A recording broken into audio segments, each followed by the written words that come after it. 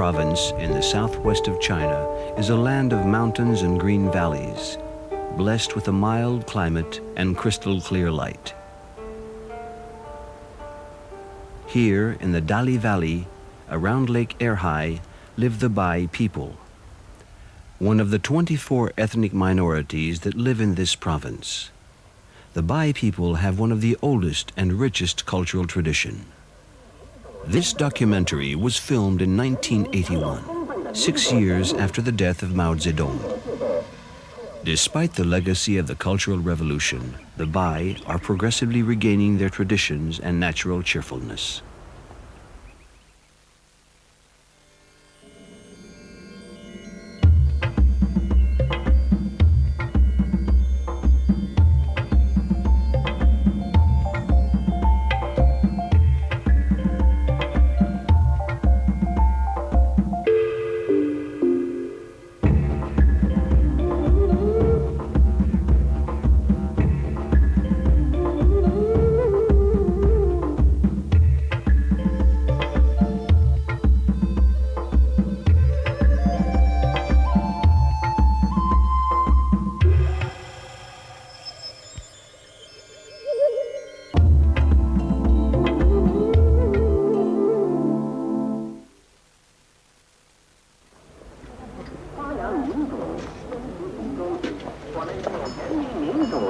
At 6:30 in the morning, a special day begins in the village of Jucheng, near the town of Chiju. The villagers are preparing one of the greatest festivals of the year, the Fertility Festival.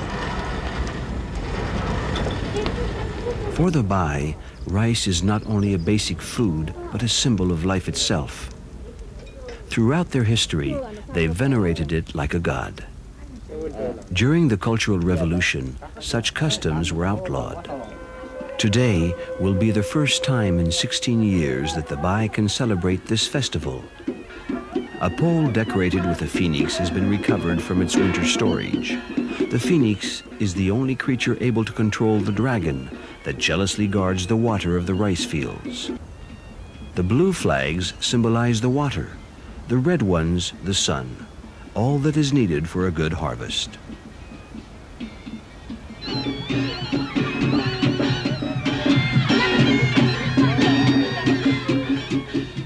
Jucheng has several work teams composed of 4 or 5 families each, a recent version of the people's communes. 2 of the teams have been allocated to the transplanting ritual.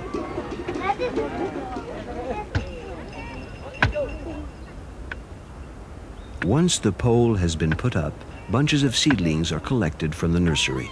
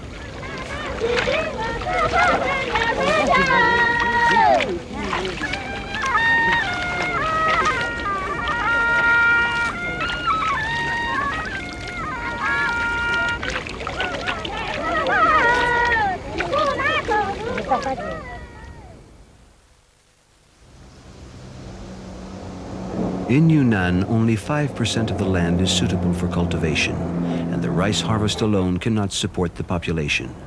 The Bai people, as well as most of their neighbors, have to supplement their income with other activities. Many of them benefit from the wood trade between the mountains and the capital Kunming by running small roadside restaurants where truck drivers may stop for a meal. In the town of Chiju, where there are 1,500 households and 7,000 inhabitants, 1 in 3 men has a second job or a business such as a restaurant, a veterinary clinic, a garage, or a noodle factory.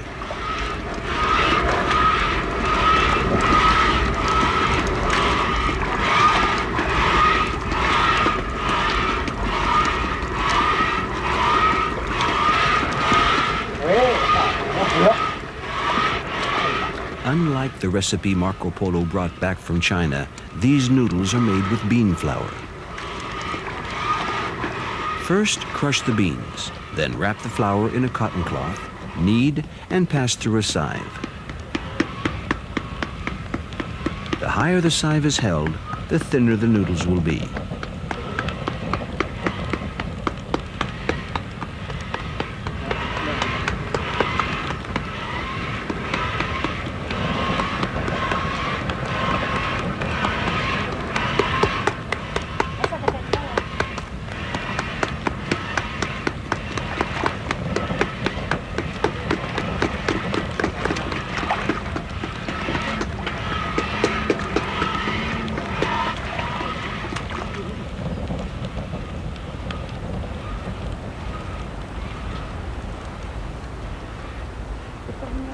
It takes several days of exposure to the sun to dry these lacy strands.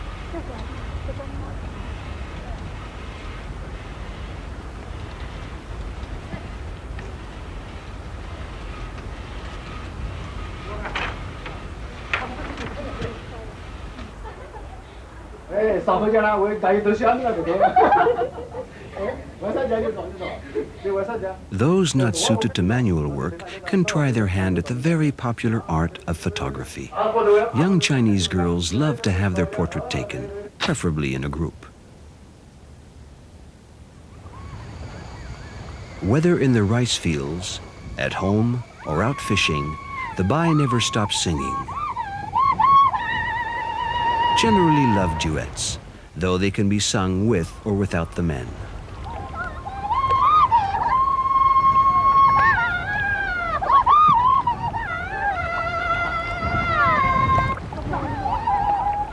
Now the rice seedlings have been transplanted. They need to be fertilized with seaweed from Lake Erhai.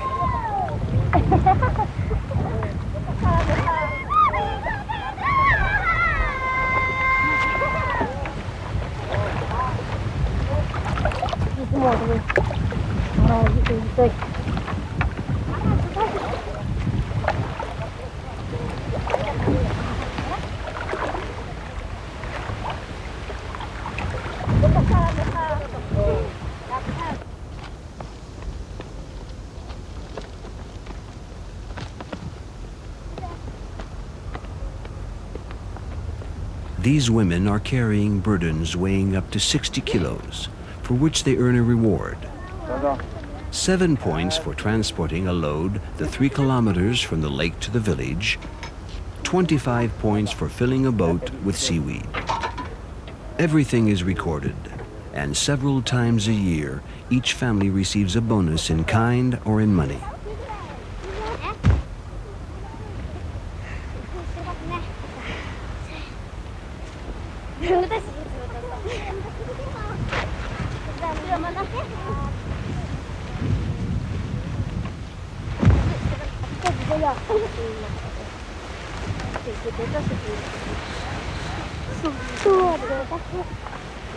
In early July, 1 month after the fertility festival, comes the Bawang Bien dance. This lets the spirits know that the rice is growing well and that it will soon be harvested.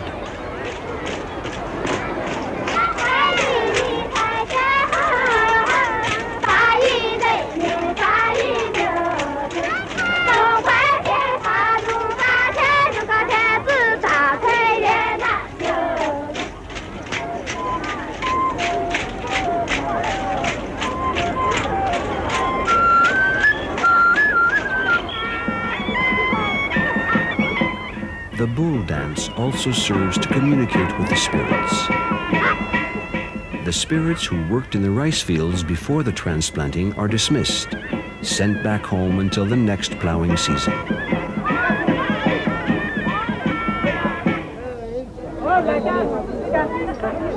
One of the village elders, that everyone calls grandfather, directs the dancers.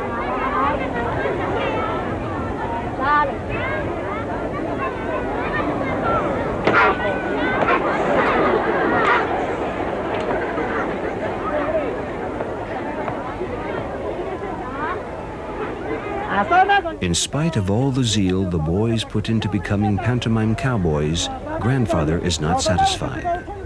The bulls should be lined up side by side.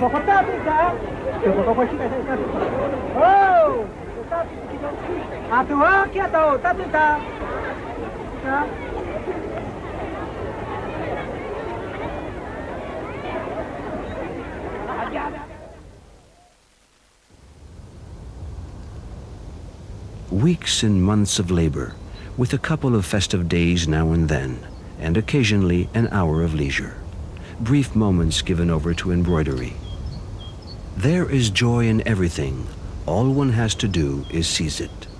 The Bai apply this thought of Confucius to the letter.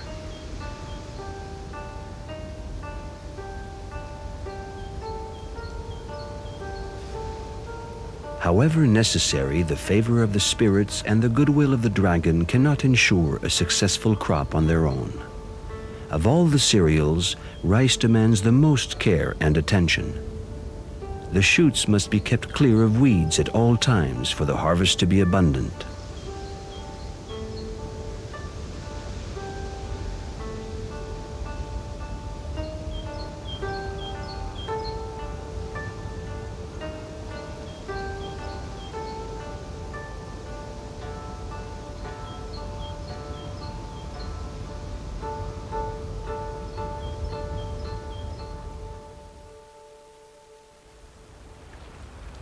This is Chao Putuo, the temple of Little Putuo, nestling on a rocky island on Lake Erhai. Like almost all the places of worship in the region, this Buddhist temple suffered onslaughts from the Red Guards. The Bai were forced to abandon it.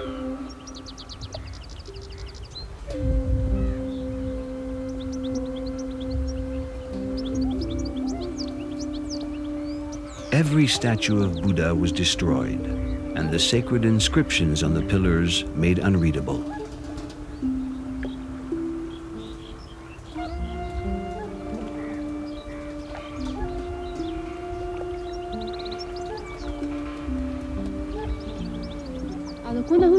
Why were these temples targeted?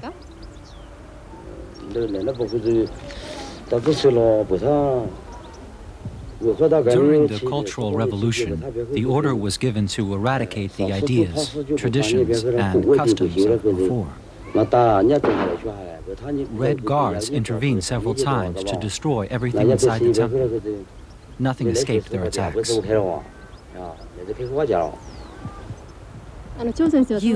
Mr. Zhang, you witnessed these raids.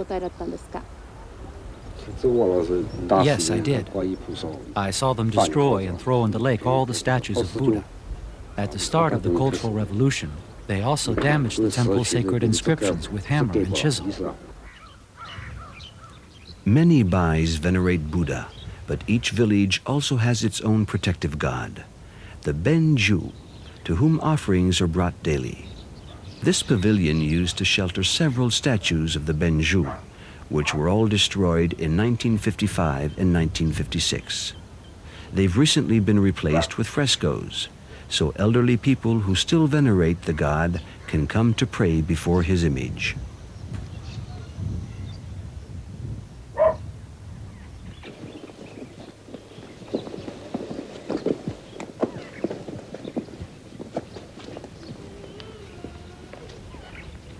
Only one statue escaped the destructive fury of the communists, the statue of Guanyin, the goddess of mercy. Until the 12th century, Guanyin was a male god, which could explain this generous beard.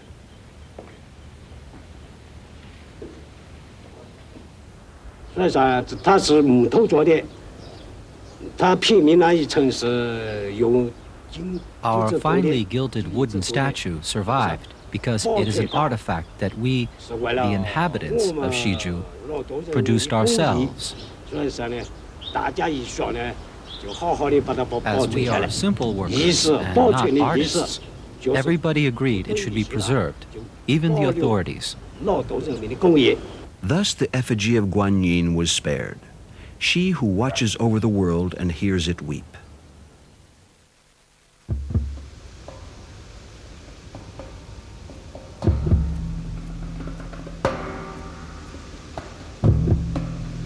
Late July.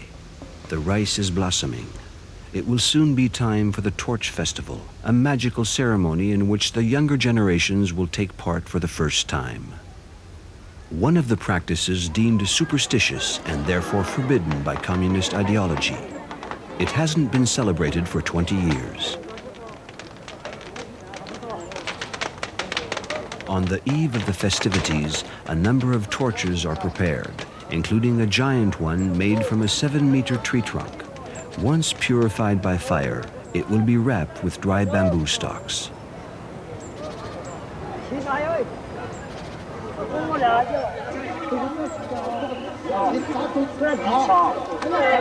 The Torch Festival is the most spectacular of the Bai celebrations and the most important for an abundant harvest. This pole will be erected to ask for the help of the spirits who watch over the rice fields. Hence the extreme care surrounding its construction.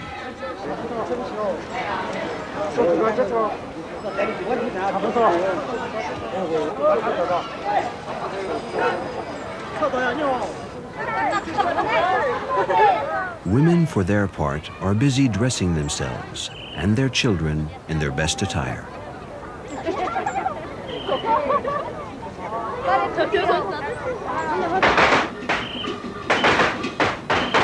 A salvo of firecrackers announces the start of the festival that will open with the lion dance.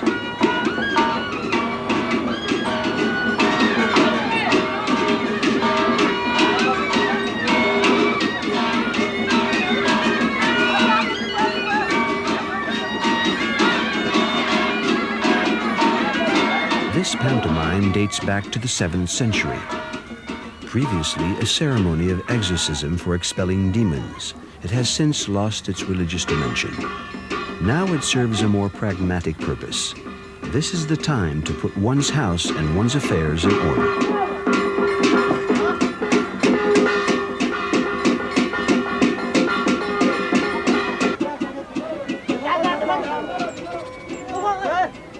Ornaments will be tied to the giant torch. Baskets used for measuring rice decorated with pennants and ribbons.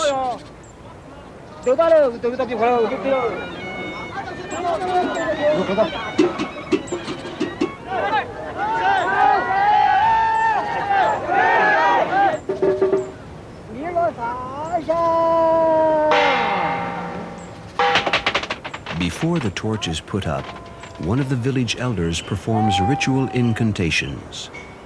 Next comes the presentation of the offerings.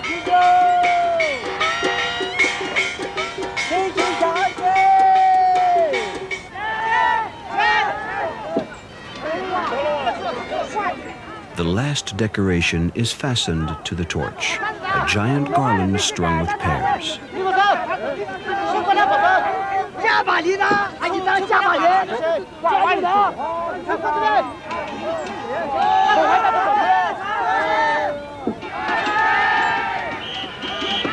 Now comes the most demanding part of the event.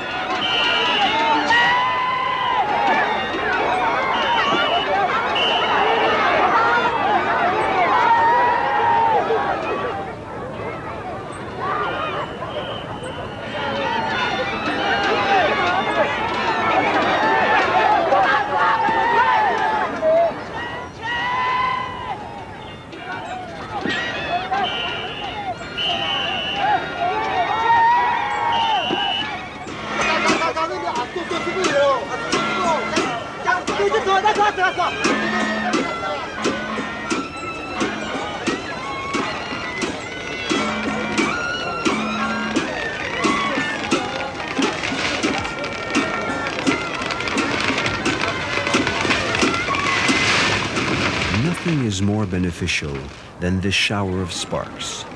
it confers a protection against every disease.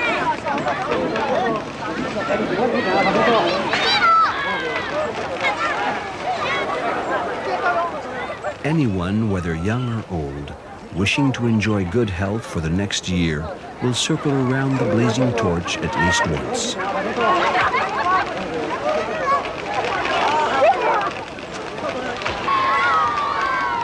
To be guaranteed good teeth, you have to quickly grab and eat one of the pears of the garland.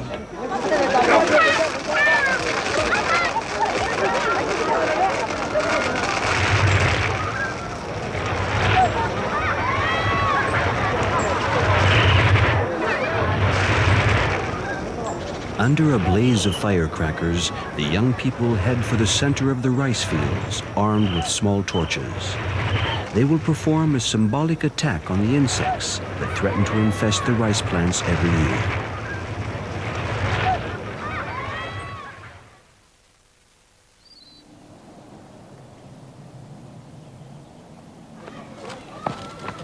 Next morning, ashes are all that remain of the giant torch. They are carefully collected and taken to Lake Air High, where the final act of the festival will take place.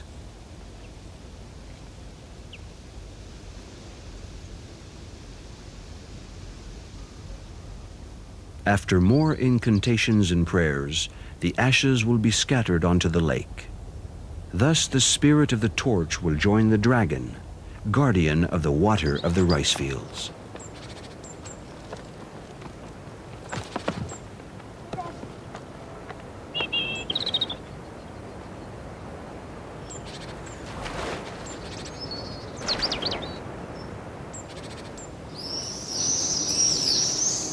Even if these rituals have attracted the favor of the spirits, the rice still has to be carefully tended until it's ready to harvest.